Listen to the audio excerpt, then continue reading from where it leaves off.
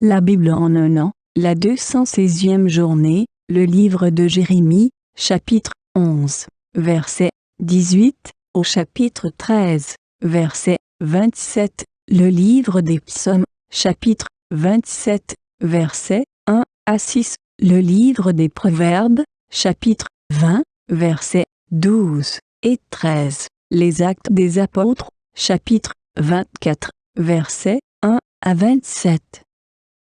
Le livre de Jérémie, chapitre 11. L'Éternel me l'a fait savoir et je l'ai su. À ce moment-là, tu m'as fait voir leurs agissements. J'étais comme un agneau confiant qu'on conduit à l'abattoir. J'ignorais les projets qu'ils avaient formés contre moi. Détruisons l'arbre avec son fruit. Supprimons-le de la terre des vivants et qu'on ne se souvienne plus de son nom. Mais l'Éternel, le Maître de l'univers, est un juste juge qui examine les reins et les cœurs. Je verrai ta vengeance s'exercer contre eux, car c'est à toi que j'ai confié ma cause. C'est pourquoi voici ce que dit l'Éternel au sujet des habitants d'Anatoth, qui en veulent à ta vie et qui disent, ne prophétise pas au nom de l'Éternel, sinon tu mourras de nos mains. Voici ce que dit l'Éternel, le Maître de l'univers. Je vais intervenir contre eux. Les jeunes hommes mourront par l'épée, leurs fils et leurs filles mourront par la famine. Il n'y aura aucun survivant, car je ferai venir le malheur sur les habitants d'Anatoth, l'année où j'interviendrai contre eux. Le livre de Jérémie, chapitre 12. Tu es trop juste, Éternel, pour que je lance des accusations contre toi. Je veux néanmoins parler de justice avec toi. Pourquoi la voie des méchants conduit-elle au succès? Pourquoi tous les traîtres vivent-ils en paix? Tu les as plantés, ils ont donc pris racine. Ils vont bien, ils produisent donc du fruit. Tu es près de leur bouche, mais éloigné de ce qu'ils sont. Et toi, Éternel, tu me connais, tu me vois, tu examines mon cœur, il est avec toi. Réserve-les comme des brebis qu'on doit égorger, et mets-les à part pour le jour du carnage. Jusqu'à quand le pays sera-t-il endeuillé, et l'herbe de tous les champs sera-t-elle desséchée? À cause de la méchanceté de ses habitants, les bêtes et les oiseaux disparaissent. Ils disent, il ne verra pas notre fin. Si tu cours avec des piétons et qu'ils te fatiguent, comment pourras-tu lutter avec des chevaux? Et si tu ne te sens en sécurité que dans une région paisible, que feras-tu sur les rives luxuriantes du Jourdain? En effet, tes frères et ta famille te trahissent eux aussi. Eux aussi, ils crient à pleine voix derrière toi. Ne les crois pas quand ils te diront des paroles amicales. J'ai abandonné mon temple, j'ai délaissé mon héritage, j'ai livré l'objet de mon amour aux mains de ses ennemis. Mon héritage s'est comporté envers moi comme un lion dans la forêt. Il a poussé ses rugissements contre moi. C'est pourquoi je l'ai pris en haine. Mon héritage a été pour moi un rapace tacheté. Aussi les autres rapaces viennent-ils de tous côtés contre lui. Venez, rassemblez tous les animaux sauvages, amenez-les pour le festin. De nombreux bergers ont détruit ma vigne, ils ont piétiné mon champ, ils ont réduit le champ de mes délices en un désert inhabité. On en a fait une terre dévastée. Il est en deuil, il est en ruine devant moi. Tout le pays est dévasté, parce que personne ne l'a pris à cœur. Sur toutes les hauteurs du désert arrivent les dévastateurs, car l'épée de l'Éternel dévore le pays d'un bout à l'autre. Il n'y a de paix pour personne. Ils ont semé du blé et ils récoltent des ronces, et se sont fatigués sans que cela leur soit utile. Si vous devez avoir honte de vos récoltes, c'est à cause de la colère ardente de l'Éternel. Voici ce que je dis, moi, l'Éternel, sur tous mes méchants voisins qui attaquent l'héritage que j'ai donné à mon peuple, Israël. Je vais les arracher de leur terre et leur arracher la communauté de Juda. Mais après les avoir arrachés, j'aurai de nouveau compassion d'eux. Je les ferai revenir chacun dans son héritage, chacun dans son pays. Et si de la même manière qu'ils ont enseigné à mon peuple à prêter serment au nom de Baal, ils apprennent sincèrement à suivre les voies de mon peuple, jusqu'à prêter serment par mon nom en disant l'Éternel est vivant, alors ils auront leur place au milieu de mon peuple. En revanche, s'ils n'écoutent rien, J'arracherai une telle nation, je l'arracherai, je la ferai disparaître, déclare l'Éternel. Le livre de Jérémie, chapitre 13. Voici ce que m'a dit l'Éternel. Va t'acheter une ceinture de lin et mets-la autour de ta taille, mais ne la trempe pas dans l'eau. J'ai acheté la ceinture conformément à la parole de l'Éternel, et je l'ai mise autour de ma taille. La parole de l'Éternel m'a été adressée une deuxième fois. Prends la ceinture que tu as achetée, qui est autour de ta taille, puis lève-toi, va vers l'Euphrate, et là-bas, cache-la dans la fente de rocher. J'y suis allée et l'ai cachée près de l'Euphrate, comme l'Éternel me l'avait ordonné. Après bien des jours, l'Éternel m'a dit, lève-toi, va vers l'Euphrate, et là-bas, reprends la ceinture que je t'avais ordonné de cacher. Je suis retournée vers l'Euphrate, j'ai fouillé, et j'ai repris la ceinture à l'endroit où je l'avais cachée, mais voici que la ceinture était abîmée, elle n'était plus bonne à rien. Alors la parole de l'Éternel m'a été adressée. Voici ce que dit l'Éternel. C'est ainsi que je détruirai l'orgueil de Juda et l'orgueil immense de Jérusalem. Ce méchant peuple refuse d'écouter mes paroles. Il persévère dans les penchants de son cœur et suit d'autres dieux pour les servir et se prosterner devant eux. Il deviendra pareil à cette ceinture qui n'est plus bonne à rien.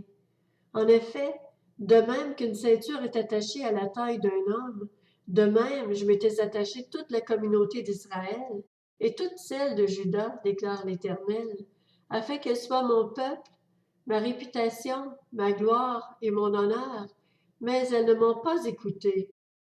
Tu leur diras cette parole. Voici ce que dit l'Éternel, le Dieu d'Israël. Toutes les outres seront remplies de vin. Et ils te diront, nous savons bien que toutes les outres seront remplies de vin. Alors tu leur diras, voici ce que dit l'Éternel. Je vais remplir d'ivresse tous les habitants de ce pays, les rois qui sont assis sur le trône de David, les prêtres, les prophètes et tous les habitants de Jérusalem. Je les fracasserai les uns contre les autres, les pères et les fils ensemble, déclare l'Éternel. Je ne les épargnerai pas, je n'aurai aucune pitié, aucune compassion, rien ne m'empêchera de les détruire. Écoutez et prêtez l'oreille, ne soyez pas orgueilleux, car c'est l'Éternel qui a parlé. Rendez gloire à l'Éternel votre Dieu, avant qu'il ne fasse venir les ténèbres, avant que vos pieds ne se blessent sur les montagnes, la nuit tombée. Vous attendrez la lumière, mais il l'aura changée en ombre de la mort. Il instaurera d'épaisses ténèbres. Si vous n'écoutez pas cela, je pleurerai en secret à cause de votre orgueil. Mes yeux pleureront abondamment. Ils verseront des larmes, parce que le troupeau de l'Éternel sera emmené prisonnier. Dis au roi et à la reine, humiliez-vous, asseyez-vous, car il est tombé de vos têtes le diadème qui faisait votre gloire.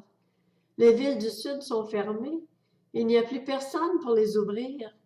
Tout Juda a été exilé, il a été totalement exilé.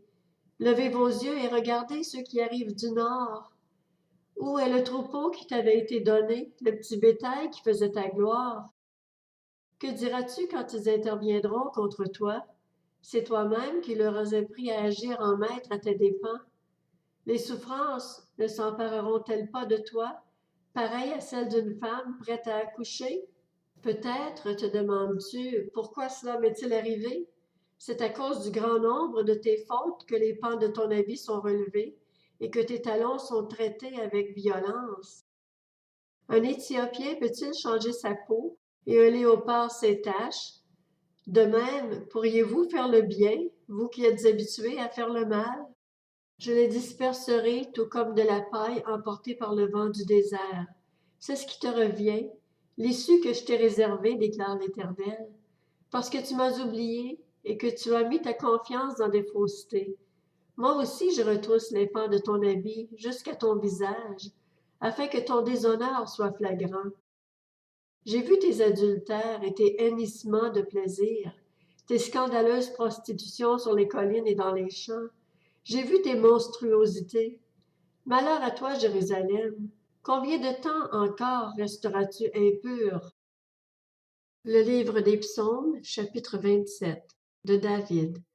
L'Éternel est ma lumière et mon salut. De qui aurais-je peur? L'Éternel est le soutien de ma vie. Qui devrais-je redouter? Quand des méchants s'avancent contre moi pour faire de moi leur proie, ce sont eux, mes persécuteurs et mes ennemis, qui trébuchent et tombent. Si une armée prend position contre moi, mon cœur n'éprouve aucune crainte. Si une guerre s'élève contre moi, je reste, malgré cela, plein de confiance. Je demande à l'Éternel une chose, que je désire ardemment. Je voudrais habiter toute ma vie dans la maison de l'Éternel, pour contempler la beauté de l'Éternel et pour admirer son temple, car il me protégera dans son tabernacle le jour du malheur. Il me cachera sous l'abri de sa tente. Il m'élèvera sur un rocher. Déjà, ma tête se dresse au-dessus des ennemis qui m'entourent. J'offrirai des sacrifices dans sa tente avec des cris de joie. Je chanterai, je célébrerai l'Éternel. Le livre des Proverbes, chapitre 20. L'oreille qui entend et l'œil qui voit, c'est l'Éternel qui les a faits l'un et l'autre. N'aime pas le sommeil, tu risquerais de t'appauvrir. Garde les yeux ouverts et tu seras rassasié de pain. Actes des apôtres, chapitre 24.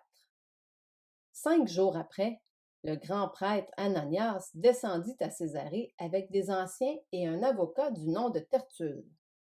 Ils portèrent plainte contre Paul devant le gouverneur.